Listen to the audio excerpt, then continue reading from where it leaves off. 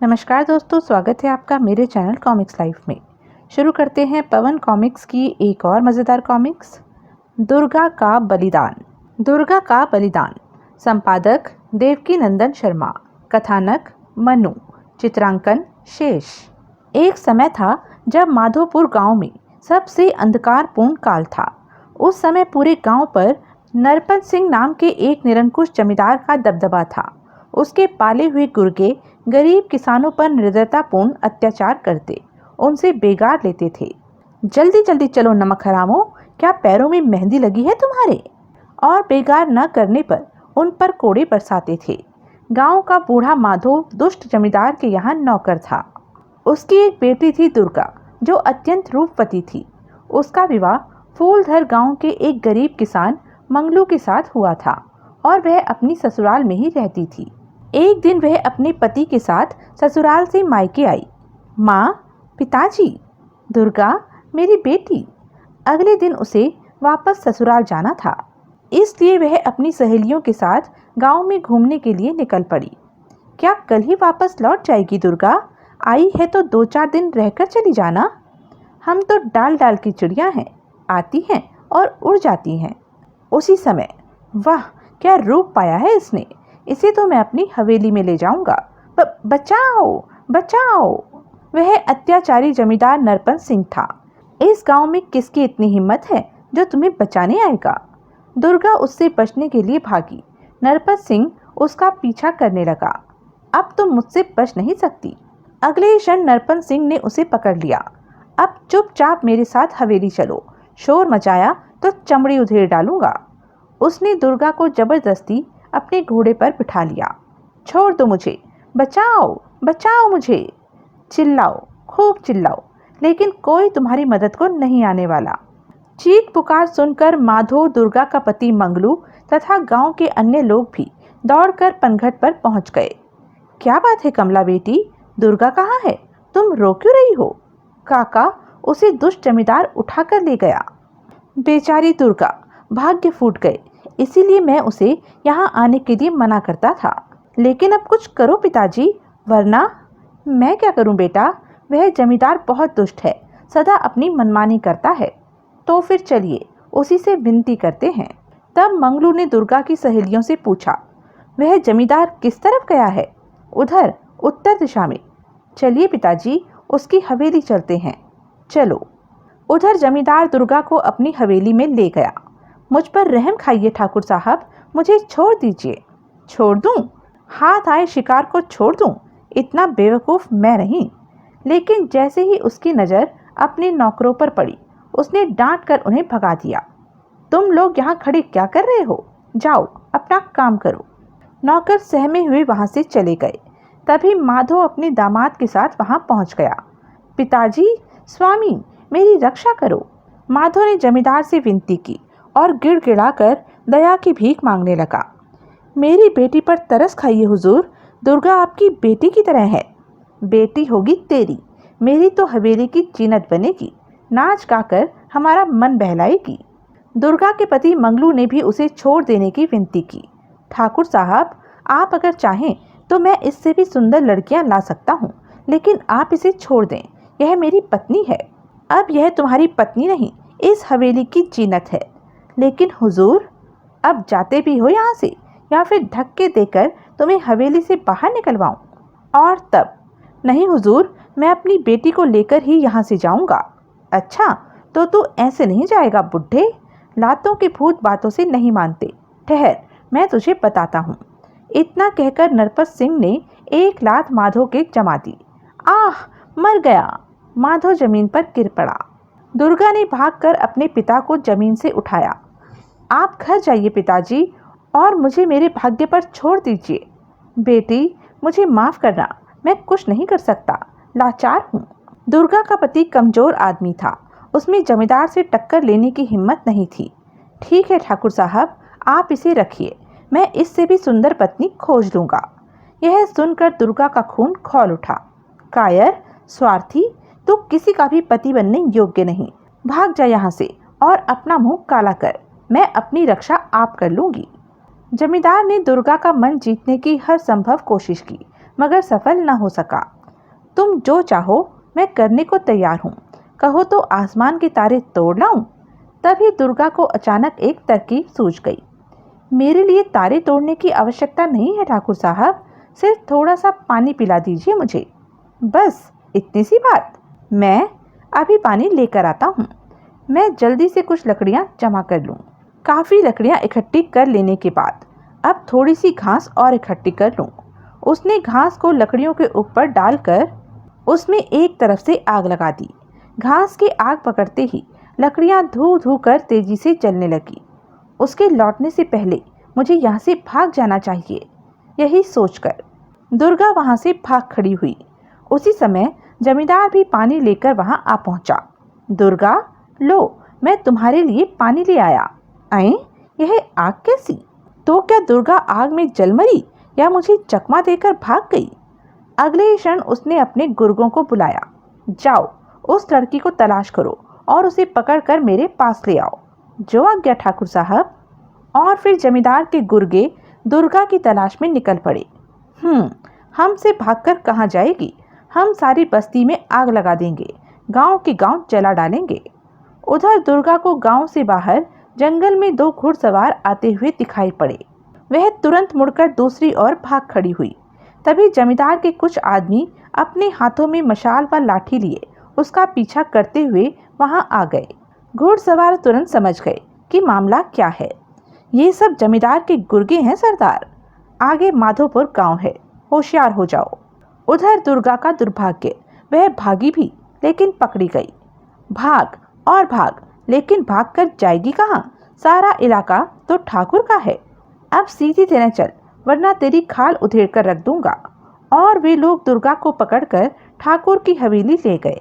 इधर भी दोनों घुड़सवार जब माधोपुर गांव की हवेली के निकट पहुंचे तो जमींदार के गुर्गों ने उन्हें घेर लिया। ठहरो, कौन हो तुम? मेरा नाम भैरव है, अपने पूर्वजों के काली मंदिर में भेंट चढ़ाने आया हूँ। इसके सामान की तलाशी लो वीरू। वीरू ने उसकी सामान की तलाशी ली तो उसके अंदर सोने चांदी के कितने ही जेवर निकले। अरे, यह तो कोई लुटेरा लगता है। कुंडू, यह देखो ढेर सारे जेवर। ले चलो इन्हें ठाकुर साहब के पास, वही इनका फैसला करेंगे। उन दोनों घुड़सवारों को पकड़कर हवेली ले जाया गया, जहां पर दुर्गा को एक खंबे से बांधकर उसे कोड़ों से पीटा जा रहा था। मारते जाओ, लेकिन मुझे ज्यों ही मौका मिलेगा मैं फिर भाग जाऊंगी। तभी कुंडू ने आकर जमींदार को दोनों घुड़सवारों के बारे में बताया। उनके पास सोने चांदी के काफ़ी जेवर हैं। मुझे तो वे कोई डाकू लगते हैं। उनका सारा माल छीनकर उन्हें कोठरी में बंद कर दो। और तब उन दोनों घुड़सवारों को भी दुर्गा वाली कोठरी में ही बंद कर दिया गया। अब सारा जीवन पड़े रहो इस काल कोठरी में। लेकिन रात को मौका पाते ही वे तीनों अंधेरे में वहां से भाग निकले। चलो बहन, मैं तुम्हें तुम्हारे पिता के घर छोड़ दूं। वह घुड़सवार दुर्गा को लेकर उसके पिता के घर पहुंचा। तुम इसे यहाँ क्यों ले आए? इसे ले जाकर उसी को सौंप दो, वरना वह हम सबको तबाह कर डालेगा, सबको मार डालेगा। पिताजी, मैं क्या करूं बेटी? अत्याचार का सामना करिए। नहीं, कोई उस जमींदार का सामना नहीं कर सकता। तुम इसे यहाँ से ले जाओ और उस जमींदार को वापस कर दो। हरगिज़ नहीं, यह मैं कभी नहीं करूँगा, चाहे इसके लिए मुझे उससे अकेले मुकाबला ही क्यों न करना पड़े। और अगले ही क्षण, चलो बहन, तुम्हारे लिए इस घर के दरवाजे हमेशा के लिए बंद हो गए। हाँ भैया, चलो, मैं अब इस घर में एक पल भी नहीं ठहर सकती।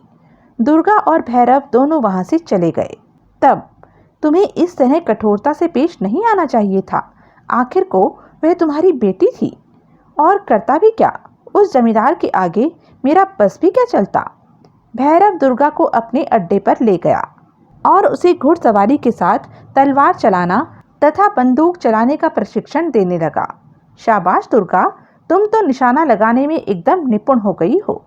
सब तुम्हारी मेहनत का फल है भैया। भैरव के गिरोह में बिजली नाम की एक लड़की और भी थी, जो जमींदार की सताई हुई थी। इससे मिलो दुर्गा, यह बिजली है, उस दुष्ट जमींदार की सताई हुई। आज से यह तुम्हारे साथ रहेगी, तुम्हारी अंग रक्षक बनकर। मुझे तुमसे मिलकर खुशी हुई। मुझे भी दुर्गा बहन। जिस दिन दुर्गा ने डकैतों की वर्दी पहनी, उस दिन उसे बड़ी खुशी हुई। इस वर्दी में तुम सचमुच दुर्गा का अवतार लगती हो। दुर्गा जमींदार से बदला लेना चाहती थी, इसलिए एक दिन वह भैरव के पास पहुंची। भैया, मैं उस दुष्ट जमींदार से बदला लेना चाहती हूँ, इसलिए मैं अपने साथ बिजली को भी ले जा रही हूँ। जरा सावधानी से जाना दुर्गा। दूसरे दिन सुबह दुर्गा बिजली के साथ बंदूक लेकर माधोपुर गांव की ओर चल पड़ी। हवेली के निकट पहुंचकर दुर्गा और बिजली हवेली का निरीक्षण करने लगी। तभी जमींदार नरपत सिंह अपने कुछ गुर्गों के साथ हवेली से बाहर निकला। उसे देखकर दुर्गा को क्रोध आ गया। उसने अपनी बंदूक संभाली। यह क्या कर रही हो? मैं उस दुष्ट से बदला लेना चाहती हूँ बिजली, जिसकी वजह से मैं आज घर से बेघर हो गई। इससे पहले कि बिजली उसे रोक पाती, दुर्गा की बंदूक से गोली चल गई और नरपत सिंह की बाह में लगी और उसके गुर्गे घबरा गए। अरे, यह हम पर गोली किसने चलाई? हम पर गोली चलाकर किसने अपनी मौत को दावत दी है? बिजली ने जब यह देखा कि जमींदार के गुर्गों ने उन्हें देख लिया है, तो वह दुर्गा का हाथ पकड़कर अपने अड्डे की ओर ले जाने लगी। यह देखो, कोई छिपकर भाग रहा है, फौरन उनका पीछा करो और उन्हें पकड़ कर ले आओ। भागो दुर्गा, वरना पकड़े गए तो मारे जाएंगे। और वे तेजी से भागने लगी। जमींदार के गुर्गे उनका पीछा करने लगे। पकड़ो उनको, कहीं भागने ना पाए। और तेज दुर्गा। तभी एकाएक चारों तरफ कोहरा छा गया। उस कोहरे की धुंध में उन्हें पहाड़ की तलहटी में एक छोटी सी झोपड़ी नजर आई। वह देखो, किसी की झोपड़ी लगती है, चलो उसी में छिप जाते हैं। चलो। वे दोनों झोपड़ी के पास सरकती हुई गई। तेज दौड़ने के कारण उन दोनों की सांस फूल रही थी। तभी तेज बारिश शुरू हो गई। अंदर आ जाओ, बाहर खड़ी खड़ी तो भीग जाओगी। अचानक किसी अजनबी की आवाज सुनकर दोनों चौंक पड़ी। डरो मत, अंदर आ जाओ। दोनों डरती हुई झोपड़ी के अंदर पहुंची। उसी क्षण उस व्यक्ति को बाहर दौड़ते हुए आदमियों की आवाज सुनाई पड़ी। अरे, अभी अभी तो यहीं थी, फिर एकाएक कहाँ गायब हो गई? जाएंगी कहाँ? यहीं कहीं छिपी होंगी, तलाश करो उनको। अगले ही क्षण तुम दोनों यहीं छिप जाओ, मैं बाहर जाकर देखता हूँ, कहकर वह व्यक्ति झोपड़ी से बाहर निकल गया। अरे, ये तो ठाकुर साहब के आदमी हैं, जरूर इन्हीं दोनों की तलाश में आए हैं। क्यों ना मैं इस मौके का फायदा उठाऊं, कुछ धन ही मिल जाएगा। इतना सोचने के बाद वह उन गुर्गों के पास पहुंचा। शायद तुम लोग उन दो लड़कियों को खोज रहे हो। हाँ, इतना सोचने के बाद फिर कुछ माल पानी निकालो तो मैं उनका पता बताऊं। और तब कह लो और पता बताओ, ले जाओ उनको, वे मेरी झोपड़ी में हैं। कुंडू ने अपने साथियों के साथ उस झोपड़ी में जाकर दोनों को पकड़ लिया। जब दुर्गा और बिजली शाम तक अपने अड्डे पर नहीं लौटी तो भैरव को चिंता हुई। गंगू, दुर्गा और बिजली अभी तक नहीं लौटी, जाकर देखो उन्हें कुछ हो तो नहीं गया।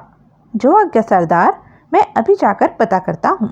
गंगू साधु का भेष रखकर दुर्गा और बिजली की खोज में निकल पड़ा। मैं जल्दी लौटूंगा सरदार, माँ भवानी तुम्हारी रक्षा करे। वह चलते चलते एक चौपाल पर पहुंचा। आइए महाराज, वहीं खड़े क्यों रह गए? गंगू भी चौपाल पर जाकर आग के पास बैठ गया। कुछ पता है तुम्हें कि माधो की बेटी दुर्गा एक लड़की के साथ ठाकुर साहब पर गोली चलाती हुई पकड़ी गई। मंगल को उन्हें जिंदा आग में जला दिया जाएगा। उफ, कैसा अन्याय कर रहा है ये ठाकुर। मंगल तो कल ही है, समय बहुत कम है। मुझे तुरंत सरदार को खबर करनी चाहिए। वह तुरंत अपने डेरे की ओर लौट पड़ा और डेरे पर पहुंचकर उसने सारी बातें अपने सरदार को बता दी। गंगू, तुम साथियों को तैयार करो, हम यह अनाचार नहीं होने देंगे। यह ठीक रहेगा सरदार। कुछ ही देर में भैरव अपने साथियों के साथ हथियारों से लैस होकर जमींदार की हवेली की तरफ चल पड़ा। उधर जमींदार ने दुर्गा और बिजली को एक काल कोठरी में डलवा दिया था। अब क्या करें बिजली? घबराओ नहीं बहन, सरदार को हमारी चिंता जरूर होगी। वह कोई न कोई रास्ता जरूर ढूंढ निकालेंगे। अगले दिन गांव की चौपाल पर दुर्गा और बिजली को एक खंबे से बांधकर नीचे उस खंबे के चारों ओर लकड़ियों का ढेर लगा दिया गया। अब भी समय है कि तुम अपनी जिद छोड़ दो और हमारी बात मान लो दुर्गा। कभी नहीं तो फिर मरने के लिए तैयार हो जाओ। अगले ही क्षण शेर सिंह, आग लगा दो। जी ठाकुर साहब। और जैसे ही शेर सिंह लकड़ियों में आग लगाने के लिए आगे बढ़ा कि तभी भैरव अपने साथियों के साथ वहां आ पहुंचा। ठहरो, अगर कोई भी अपनी जगह से हिला तो मैं उसे गोली मार दूंगा। कौन हो तुम? मैं डाकू भैरव सिंह हूँ। डाकू भैरव सिंह? डाकू भैरव सिंह का नाम सुनकर लोग डरकर भागने लगे। शेर सिंह, कुंडू, टूट पड़ो इन पर, एक भी बचकर जाने ना पाए। जो हुक्म ठाकुर साहब। इस तरह जमींदार के गुर्गों में और डाकू भैरव के साथियों में जमकर झगड़ा हुआ। आह, भागिए मालिक, ये लोग आपके खून के प्यासे हैं, बचाओ बचाओ। इसी बीच मौका पाकर भैरव ने दुर्गा और बिजली को खोलकर उन दोनों को वहां से रवाना कर दिया। बिजली, तुम दुर्गा को डेरे पर ले जाओ, लेकिन सावधानी से। जी सरदार। वे दोनों एक घोड़े पर सवार होकर वहां से भाग निकली, लेकिन उनको भागते हुए नरपत सिंह ने देख लिया, इसलिए वह उनके पीछे दौड़ा। तभी भैरव ने अपनी बंदूक से उस पर फायर कर दिया, जो उसके बाएं पैर में लगा। आह, मर गया। गोली लगने के बाद भी नरपत सिंह रुका नहीं और घोड़े पर सवार होकर दुर्गा और बिजली के पीछे दौड़ पड़ा। कुछ दूर पहुंचने पर जब दुर्गा की नजर अपना पीछा करते हुए नरपत सिंह पर पड़ी तो वह घबरा गई। बिजली, ठाकुर हमारा पीछा कर रहा है, घबराओ नहीं, इस बार वह हमें नहीं पकड़ पाएगा। और जब दुर्गा ने नरपत सिंह को घोड़े से गिरते हुए देखा, बिजली, जरा घोड़ा रोको। मगर क्यों? लगता है वह घायल होकर घोड़े से नीचे गिर पड़ा है। चलो, अच्छा हुआ, मर गया। बिजली। और तब बिजली ने मजबूर होकर घोड़ा रोक दिया, और जब दोनों उतरकर उसके पास पहुंची तो नरपत सिंह बेहोशी की हालत में करा रहा था। यह तो मरने के करीब है, इसे देखभाल की जरूरत है बिजली। लेकिन यह तो हमारा शत्रु है। किसी बेबस और घायल इंसान की सेवा करना ईश्वर की सच्ची आराधना होती है बिजली। पर इसकी दशा तो बहुत बिगड़ चुकी है दुर्गा, इसमें हम क्या कर सकते हैं? इसकी आंखों पर पट्टी बांधकर अपने डेरे पर ले चलते हैं, वहां इसकी मरहम पट्टी भी हो जाएगी। तुम बड़ी दयालु हो दुर्गा, शत्रु के साथ भी। घायल नरपत सिंह को लेकर वे डेरे पर पहुंची। इस दुष्ट को यहाँ क्यों लाई हो दुर्गा? भैया, यह घायल है, अगर इसकी मरहम पट्टी हो जाए तो बच सकता है। नरपत सिंह कुछ दिन वहां रहा, फिर ठीक हो जाने पर दुर्गा उसकी आंखों पर पट्टी बांधकर उसे वहीं छोड़ आई जहां वह मिला था। अब अपनी हवेली लौट जाओ ठाकुर, मैं तुम्हारा यह उपकार कभी नहीं भूलूंगा, लेकिन मैं तुम्हें भी नहीं भूल पाऊंगा। नरपत सिंह चला गया तो दुर्गा अपने डेरे पर लौट गई। नरपत सिंह ने अपनी हवेली लौटकर साथियों को इकट्ठा किया और फिर उन्हें अपनी पूरी योजना समझाकर उनके साथ जंगल में जा छिपा। हमें यहीं छिपकर उसका इंतजार करना होगा। कुछ देर बाद दुर्गा और बिजली उसी जंगल से होकर गुजरी। जरा जल्दी चलो ना बिजली, हमें लौटना भी तो है। चिंता मत करो, तुम चलो, मैं पीछे पीछे आती हूँ। वैसे अब उस दुष्ट ठाकुर का भी कोई खतरा नहीं है। इस तरह दुर्गा अकेली पड़ गई, बिजली काफी पीछे छूट गई। वह देखो, अकेली आ रही है, यह मौका किसी भी तरह चूकना नहीं चाहिए। और जैसे ही दुर्गा उनके निकट आई, नरपत सिंह ने उसके चारों ओर अपना घेरा डाल दिया। ठाकुर, तुम्हारी मैंने जान बचाई थी, उसका मुझे यह बदला दे रहे हो? हाँ, मैं तुम्हें अपनी हवेली ले जाऊंगा, अपनी दुल्हन बनाकर। दुर्गा को नरपत सिंह के आदमियों के बीच घिरा देखकर बिजली वापस अपने डेरे को लौट गई, भैरव सिंह को खबर देने के लिए। इससे पहले कि नरपत सिंह के आदमी कुछ सोच पाते कि दुर्गा ने तलवार से मार काट मचानी शुरू कर दी। आह, मार डाला ठाकुर। लेकिन अगले ही क्षण कुछ लोगों ने उस पर काबू पाकर उसके दोनों हाथ पीछे को बांध दिए। जी चाहता है तुझे मार डालूं, लेकिन मजबूर हूं अपनी प्रतिज्ञा से, इसलिए तुझे जिंदा ही अपनी हवेली ले जाऊंगा। वह उसे पालकी में डालकर अपनी हवेली की ओर चल दिया। रास्ते में अचानक एक लुटेरे ने अपने साथियों के साथ उन पर धावा बोल दिया और दुर्गा को उनसे छीन लिया। वाह, क्या गजब की सुंदरता पाई है, तुम्हें तो मैं अपने साथ ले जाऊंगा। चलो, नाव तैयार है। उस लड़ाई में नरपत सिंह घायल होकर वहां से भाग निकला। नाव में चढ़ने के बाद दुर्गा ने अचानक झपटकर उस लुटेरे की तलवार खींच ली और उन लुटेरों के सरदार का सिर काट डाला। फिर वह नदी में कूद पड़ी और तैरकर किनारे की ओर बढ़ने लगी। किनारे पहुंचकर वह थकी मांदी अपने डेरे की ओर चल पड़ी। कुछ दूर चलने के बाद वह थक कर एक पेड़ के नीचे बैठ गई। कुछ देर यहाँ आराम कर लूं, फिर चलूंगी। कुछ देर आराम करने के बाद वह फिर चल पड़ी कि अचानक रास्ते में उसे एक घायल व्यक्ति नजर आया। अरे, यह कौन पड़ा है? शायद घायल लगता है। पानी, एक घूंट पानी पिला दे कोई दया करो मुझ पर। दुर्गा ने उसे पानी लाकर पिलाया और अपने दुपट्टे से उसके घाव को धोया। तुम कौन हो? देवी हो? मैं सिंहनी हूँ। तभी नरपत सिंह ने जमीन पर रखी उसकी तलवार उठा ली। कौन? दुर्गा, मैं अब तुझे जिंदा नहीं छोड़ूंगा। तेरी वजह से मेरे सब साथी मारे गए, मैं घर से बेघर हो गया। किंतु दुर्गा ने झपट कर उसके हाथ से अपनी तलवार छीन ली और उसको मार डाला। तू सचमुच दुष्ट है ठाकुर, तेरा जीवित रहना ठीक नहीं। लेकिन दुर्गा स्वयं भी गिरकर बेहोश हो गई। भाग्य की बात थी कि भैरव सिंह अपने साथियों के साथ दुर्गा की तलाश में उधर ही आ निकला। वह देखो गंगू, शायद कोई जख्मी औरत मालूम पड़ती है, जरा देखो तो कौन है? औरत, और जंगल में अकेली? और जब गंगू उसके पास पहुंचा, अरे, यह तो अपनी दुर्गा है सरदार। दुर्गा, यह तो बेहोश है। उसने तुरंत अपने आदमी को एक पालकी लाने का आदेश दिया। श्यामा, जल्दी से एक पालकी लेकर आ। जो आज्ञा सरदार। पालकी आ जाने पर भैरव सिंह ने दुर्गा को उसमें लिटा दिया और अपने डेरे की ओर चल पड़ा। डेरे पर पहुंचकर भैरव सिंह ने गंगू को किसी वैद्य को लाने का हुक्म दिया। गंगू, जल्दी से तुम किसी वैद्य को लेकर आओ। बस मैं गया और आया। जल्दी ही गंगू पास के गांव से एक वैद्य को बुला लाया। उसने दुर्गा का निरीक्षण किया। वैद्यराज जी, किसी भी तरह मेरी बहन की जान बचाइए। सरदार, अब इसे दवा की नहीं, सिर्फ दुआ की जरूरत है। दुआ करिए, आगे भगवान की इच्छा। दुर्गा का अंतकाल आ चुका था। तुम्हारी कोई इच्छा हो तो बताओ बहन, मैं उसे पूरा करूंगा। मेरी एक ही अंतिम इच्छा है कि तुम अपने साथियों के साथ इस घृणित पेशे को छोड़कर शराफत की जिंदगी जियो, ताकि मेरे धर्म भाई को कोई डाकू न कह सके। ऐसा ही होगा बहन। एक बात का मुझे दुख है कि मेरी वजह से तुम लोगों को बहुत कष्ट उठाना पड़ा। इतना कहने के साथ ही दुर्गा ने जिंदगी की अंतिम सांस ली और हमेशा के लिए अपनी आंखें मूंद ली। सारे इलाके में इस जैसी कोई बहादुर लड़की नहीं थी और इस जैसी दयालु भी कोई नहीं थी।